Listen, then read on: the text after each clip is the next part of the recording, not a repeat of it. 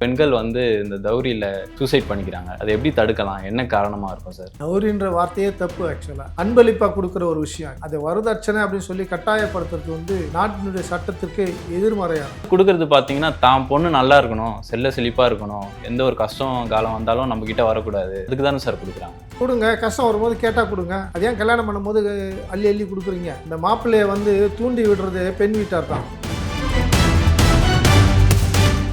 பெண் வீட்டார் வந்து தான் அந்தஸ்தை வந்து உயர்த்தி காட்டுறாங்க.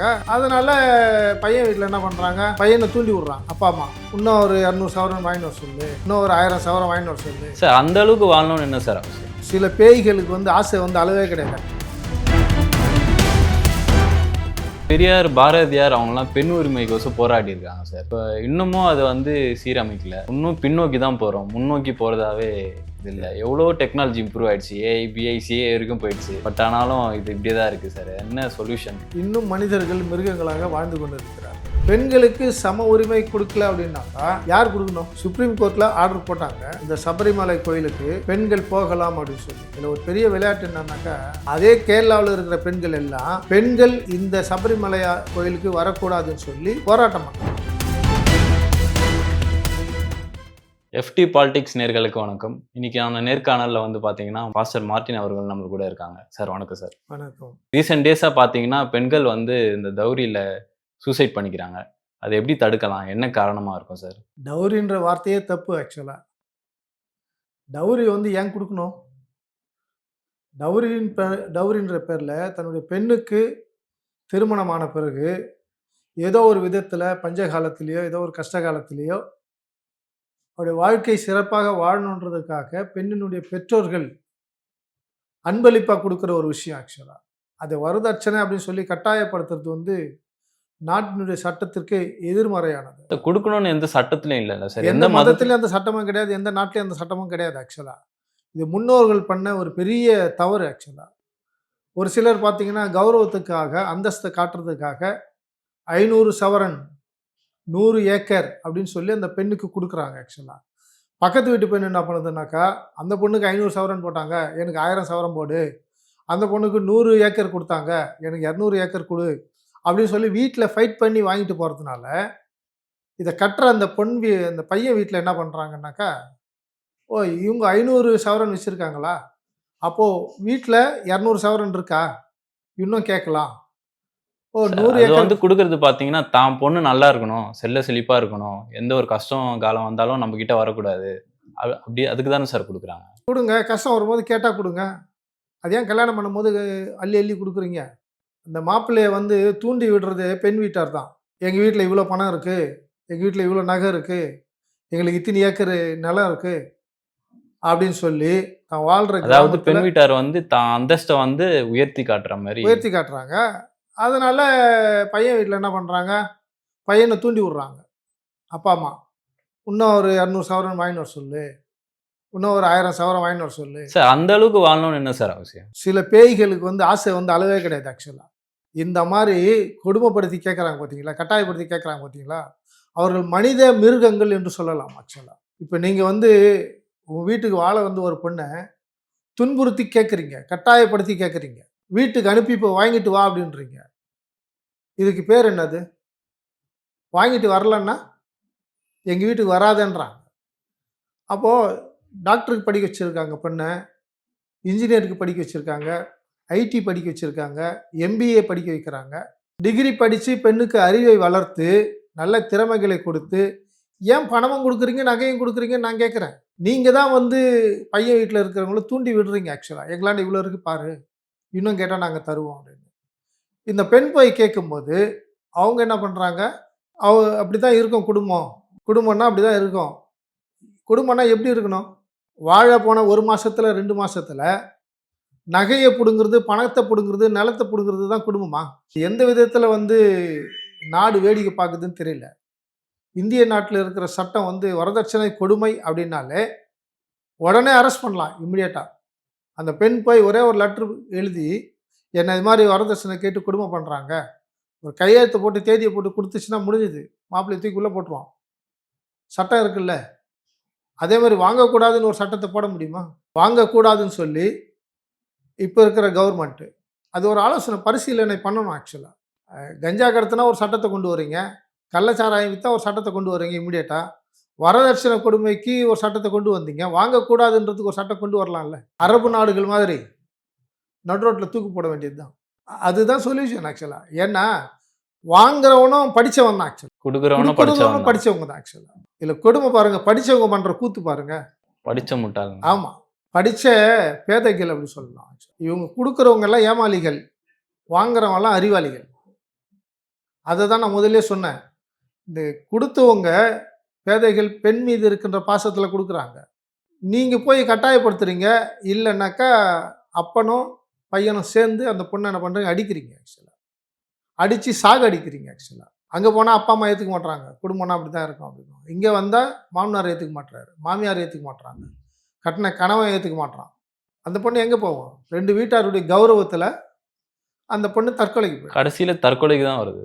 ஆமாம், இந்த தற்கொலைக்கு காரணமாக இருக்கிறவர்கள் கைது பண்ணுவதை விட மக்களுக்கு பொதுவெளியில் ஒரு பகிரங்கமான ஒரு மரண தண்டனை விதிக்கணும். ஆக்சுவலாக ரகசியமாக பண்ணக்கூடாது. ஆக்சுவலாக இந்தியாவிலேருந்து போகிறவங்களா இருக்கட்டும், பாகிஸ்தானில் போகிறவங்களா இருக்கட்டும், பங்களாதேஷ்லேருந்து போகிறவங்க, அரபு நாடுகளில் போனாங்கன்னா பாருங்கள், கையை காலை கட்டிக்கின்னு கண்ணை மூடிக்கின்னு ரோட்டில் போகிறான்.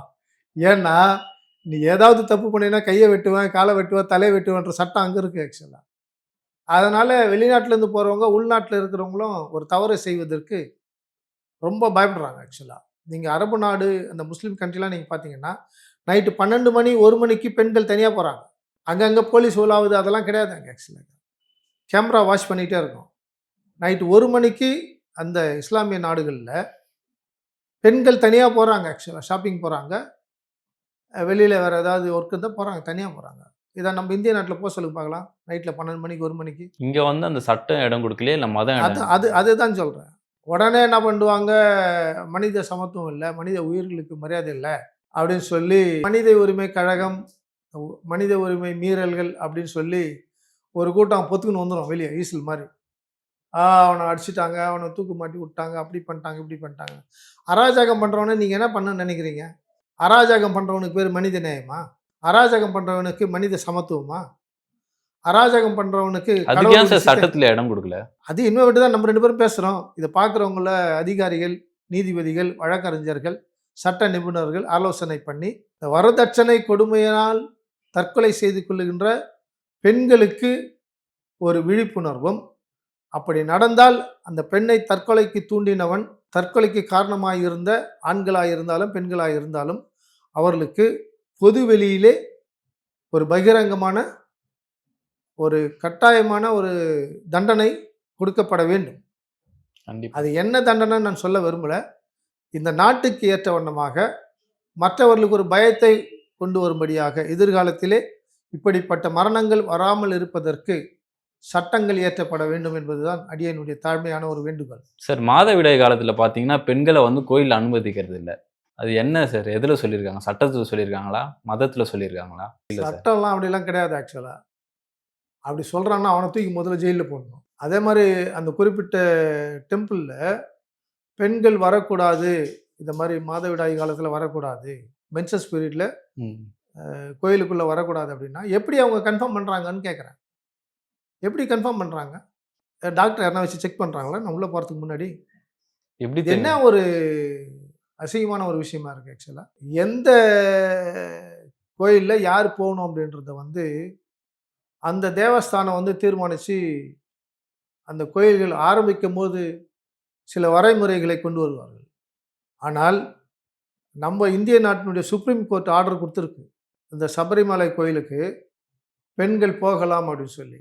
இதில் ஒரு பெரிய விளையாட்டு என்னன்னாக்கா, புரியாத மக்கள் நிறைய பேர் இன்னும் வாழ்ந்துகிட்டு இருக்காங்க.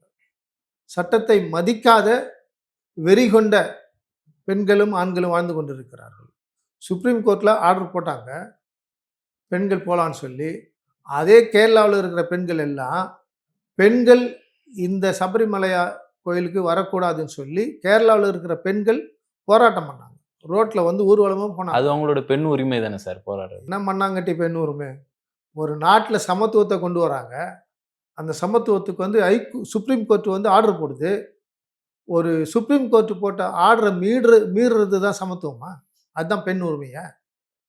உங்களுக்கு தானங்க அவங்க சப்போர்ட் பண்ணி கொடுத்துருக்காங்க பெண்கள் போகலான்னு சொல்லி. அதை நீங்கள் எதிர்த்து போராட்டம் பண்ணுறீங்கன்னா நீங்கள் யார்? பெண்களே பெண்களுக்கு விரோதிகள், அவ்வளோதான். அதாவது அவங்க இனத்தே அவங்களுக்கு இது ஆமாம், காட்டலாம். அதுதானே உண்மை. இது நம்ம நியூஸ்லலாம் பார்த்தோமே ஆக்சுவலாக. அப்போ சட்டம் கொண்டு வந்து என்ன பிரயோஜனம்? இவங்களெல்லாம் எங்கே தூக்கி போய் போடுறது? அதாவது நாம் யோசித்து ஒரு காரியத்தை வந்து தீர்க்கமாக ஒரு முடிவுக்கு வரல அப்படின்னு சொன்னாக்கா, எந்த நாட்டையும் திருத்த முடியாது, எந்த கிராமத்தையும் திருத்த முடியாது, எந்த குடும்பத்தையும் திருத்த முடியாது, எந்த தனி மனிதனும் திருந்தவும் முடியாது ஆக்சுவலாக. மூடத்தனங்கள் அதிகமாக இருக்கும் வரை, கீழ்ப்படியாமை அதிகமாக இருக்கும் வரை, சட்டத்தை மதிக்காத வரை நீங்கள் உருப்படவே மாட்டீங்க ஆக்சுவலாக. நீங்க கேட்ட கேள்விக்கு உருப்பட மாட்டீங்க தான் பதில். சார் இப்போ பார்த்தீங்கன்னா பெரியார், பாரதியார் அவங்கலாம் பெண் உரிமைக்கோசம் போராடி இருக்காங்க சார். இப்போ இன்னமும் அதை வந்து சீரமைக்கல. ம். இன்னும் பின்னோக்கி தான் போறோம். முன்னோக்கி போறதாவே இது இல்ல. எவ்வளோ டெக்னாலஜி இம்ப்ரூவ் ஆயிடுச்சு. ஏஐ, பிஐ, சிஏ வரைக்கும் போயிடுச்சு. ம். பட் ஆனாலும் இது இப்படியே தான் இருக்கு சார். என்ன சொல்யூஷன்? இன்னும் மனிதர்கள் மிருகங்களாக வாழ்ந்து கொண்டு இருக்கிறார்கள். உதாரணத்துக்கு பசுமாடு வந்து கடவுள் அப்படின்னுவாங்க. பசுமாட்டுக்கு வாழை இலை போட்டு படையலெல்லாம் கொடுக்குறாங்க. அது வந்து சாப்பிடுது நல்லா. அது எவ்வளோ அறிவு? 5 அறிவு இல்லையா?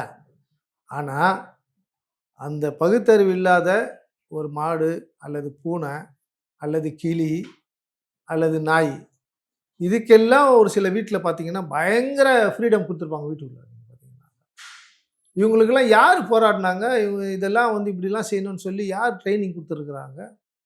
மனிதனுடைய பகுத்தறிவு எங்கே போயிருக்கு ஆக்சுவலாக? பெண்களுக்கு சம உரிமை கொடுக்கல அப்படின்னாக்கா யார் கொடுக்கணும்?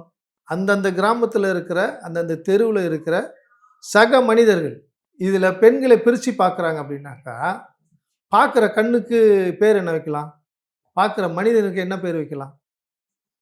இன்னமும் நீங்கள் கேட்ட மாதிரி பழைய காலத்தில் கட்டை விரல பார்த்து நட, தலையை தூக்கி பார்த்து நடக்காத. இது எங்கே இருக்குன்னு நினைக்கிறீங்க?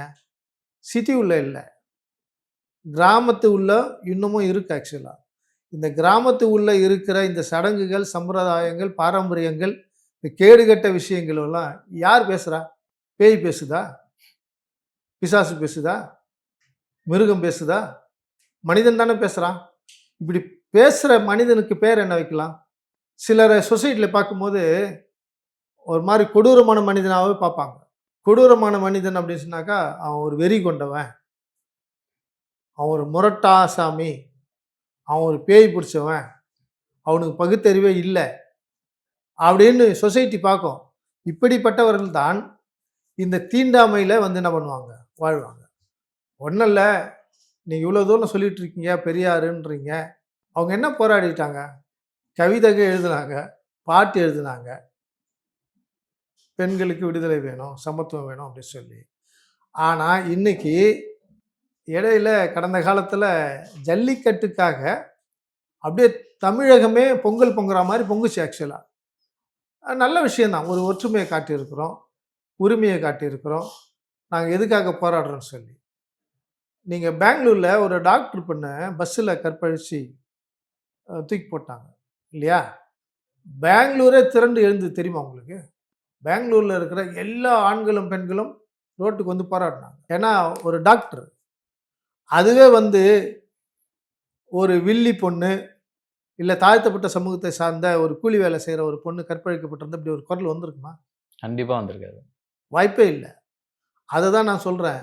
ஜல்லிக்கட்டுக்காக குரல் எழுப்புகிற தமிழகம் வரதட்சணை கொடுமையால் செத்து கொண்டிருக்கின்ற வாலிப பெண்கள், தண்ணீர் குடிக்கிற தொட்டியில் மலம் கழித்த ஒரு கூட்டம் இருக்குது.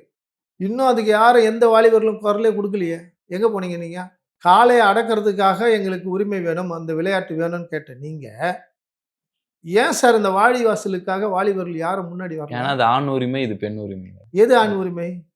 சொல்லுங்க, எது ஆண் உரிமை? மலம் போகிறதா? அதாவது படித்த வாலிபர்கள் சில நல்ல முடிவுகளை எடுக்கலாம்.